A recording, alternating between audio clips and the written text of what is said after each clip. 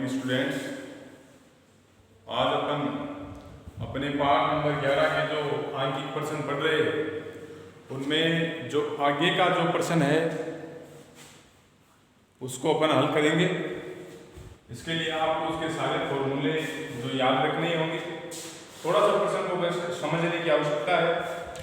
अगला जो अपना उदाहरण दे रखा है, क्वेश्चन नंबर दे रखा है 8 या 9 है क्वेश्चन नंबर, वो आप देखेंगे।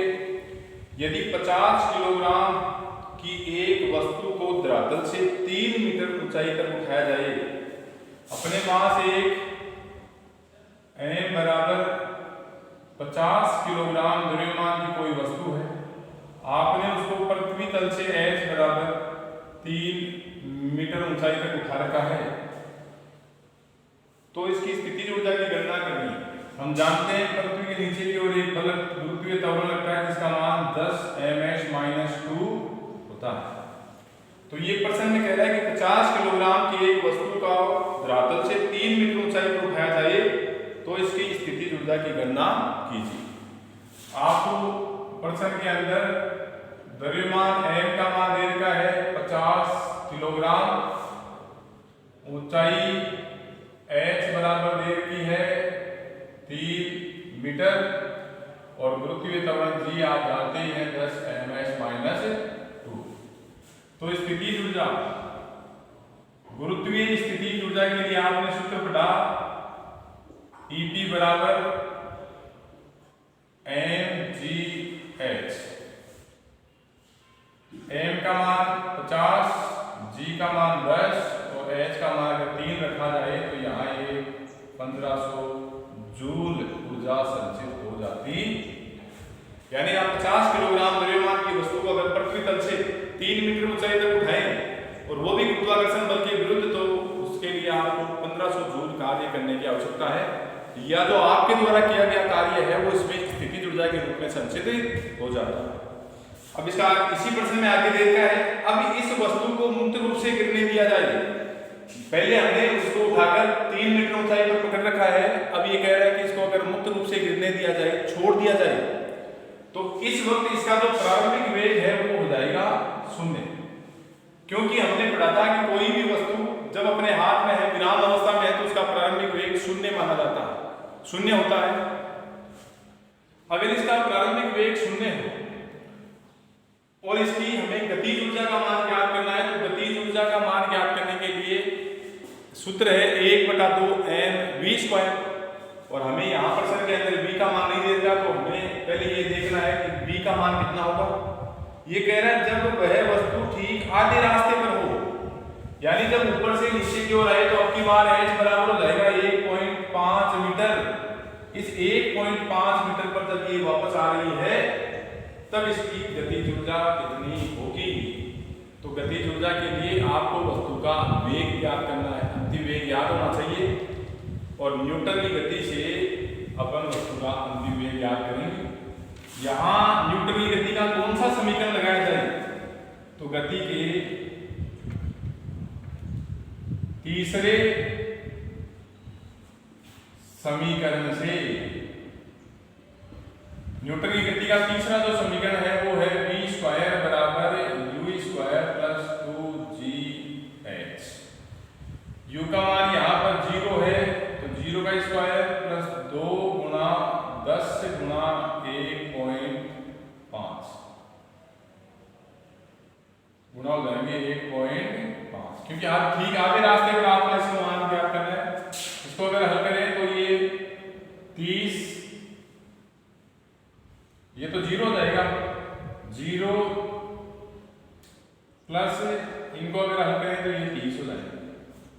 v² बराबर हो गया जी 30 मीटर प्रति सेकंड। इसको अगर हल करें तो ये और छोटा हो जाएगा, लेकिन आपने को v² का मान चाहिए गतिज ऊर्जा, तो अब गतिज ऊर्जा पूछ रहा है, तो गतिज ऊर्जा बराबर,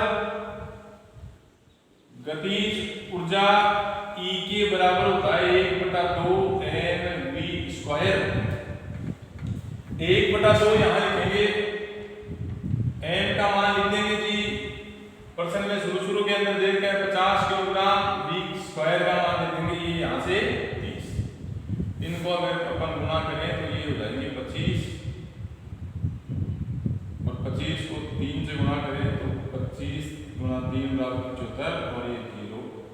750 जूल। और हमने ऊर्जा संरक्षण वाले पॉइंट के अंदर इसी न्यूमेरिकल को हल करके भी देखा था। जब आप इसको ऊंचाई पर ले जाते हैं तो यहाँ पर 1500 जूल ऊर्जा संचित हो गई। ऊर्जा संरक्षण के नियम में हमने पढ़ा था, जब एक ऊर्जा में कमी होती है तो दूसरे में वृद्धि। जब आप ऊपर से नीचे आएंगे तो इसकी स्थिति ऊर्जा वापस कम हो जाएगी, क्योंकि H का मान कम हो रहा है, इसलिए जितनी स्थिति ऊर्जा में कमी होगी इतनी गतिज ऊर्जा में वृद्धि हो जाती है और वो 750 जूल के बराबर होती है। ऐसा ही एक और प्रश्न दे रखा है, 8 किलोग्राम का एक गुटका घर्षण रहित पृष्ठ पर 4 मीटर प्रति सेकंड के वेग से गतिमान है। प्रश्न को अपन हल करेंगे। 8 किलोग्राम का एक लकड़ी का गुटका जो है, इसमें यहाँ पे आरेख भी एक बार समझने के लिए बनाए कॉपी के अंदर, ताकि समझ में आ जाए कि किस प्रकार वस्तु को ऊपर उठाकर स्वतंत्र रूप से नीचे की ओर गिराया जा रहा है।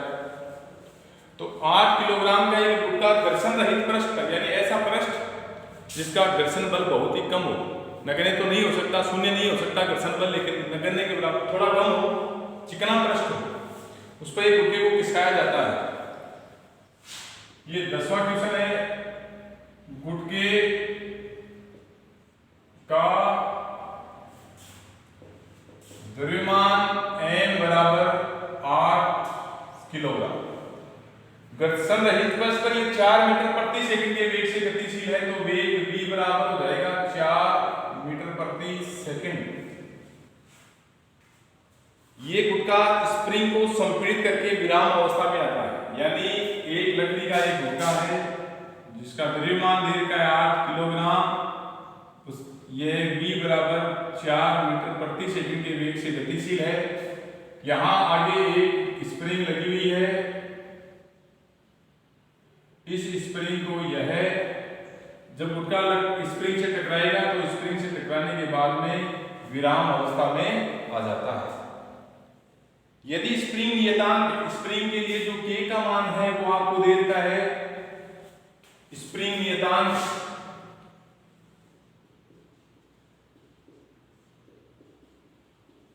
k का मान हमें दिया गया है, k बराबर 2 गुणा 10 की power 4 newton upon metre, newton प्रति मीटर।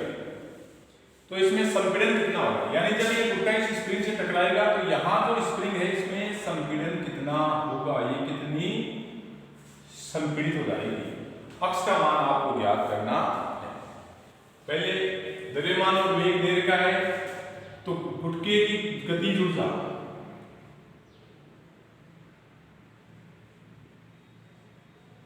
गुटके की जो गतिज ऊर्जा है E के बराबर होती है 1/2 mv स्क्वायर।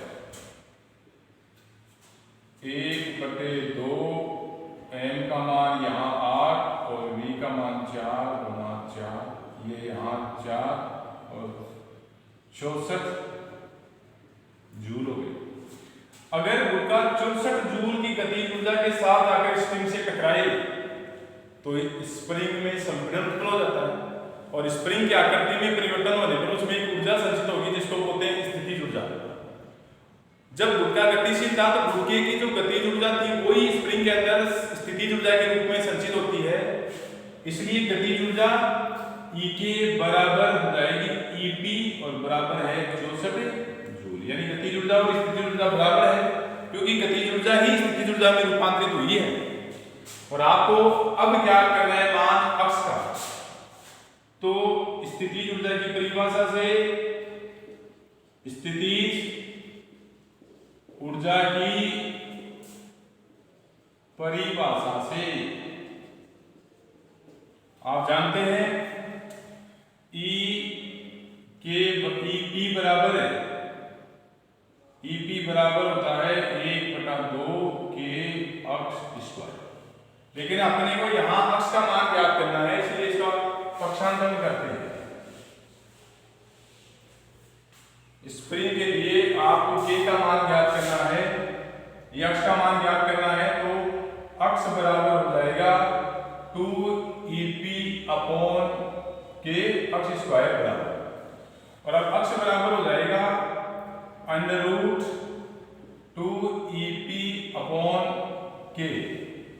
यहाँ अगर इस अक्ष बराबर लिखें तो अंडर रूट 2 गुणा EP का मान 64 और इसका मान 2 गुणा 10 की पावर है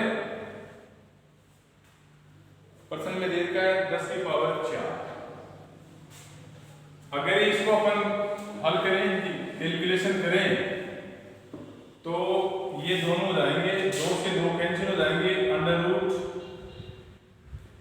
64 का जो वर्गमूल है वो हो जाएगा 8 और इस 10 की पावर 4 का हो जाएगा 10 की पावर 2, यानी यहाँ हो जाएंगे 8/100 तो 0.08 और विस्थापन का मात्रक होता है मीटर। इस प्रकार ये प्रश्न भी हल हो जाता है। समझने की बात ये है कि यहाँ इसमें जब पहले गुटका गतिशील था तो गुटके में जो गतिज ऊर्जा आई वही स्प्रिंग के अंदर स्थितिज ऊर्जा के रूप में संचित होती है, इसलिए यहाँ स्थितिज ऊर्जा का मान गतिज ऊर्जा के बराबर होगा, यानी 64 जूल होगा।